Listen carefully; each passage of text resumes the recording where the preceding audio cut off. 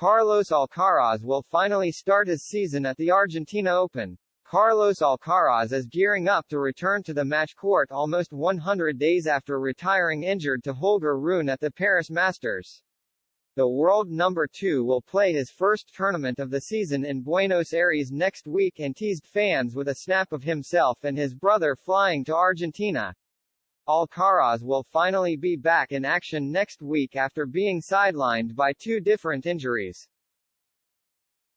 The 19-year-old retired in the second-set tiebreak of his Paris Masters quarterfinal against Rune on November 4, later revealing he tore a muscle in his abdomen. It forced the U.S. Open champion to end his breakthrough season early, pulling out of the ATP Finals and Davis Cup, but he was able to hold onto his spot at the top of the rankings to be crowned the year-end number 1. With Alcaraz then expected to come back at the Australian Open. He picked up a new leg injury in preseason training and had to withdraw as Novak Djokovic won the title and dethroned him as world number 1. But fans won't have to wait much longer to see the 6-time title winner back in action, as he will headline next week's Argentina Open and is already on the way to his first tournament in 3 months. "See you soon," the current world number 2 wrote, sharing a photo of himself and his brother Alvaro on the plane. Carlos Alcaraz is gearing up to return to the match court almost 100 days after retiring injured to Holger Rune at the Paris Masters. The world number 2 will play his first tournament of the season in Buenos Aires next week and teased fans with a snap of himself and his brother flying to Argentina.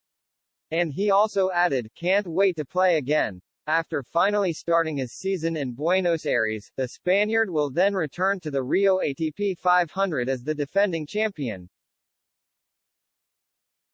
A year after he won the first title of his breakout 2022 season and became the youngest player ever to win a 500-point event.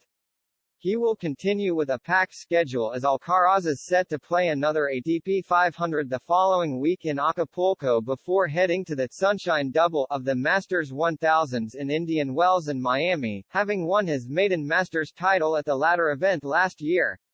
"I really want to start my season in Buenos Aires this year.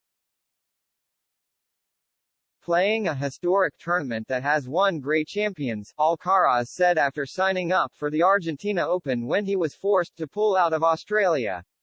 The U.S. Open winner also shared his goals for the season.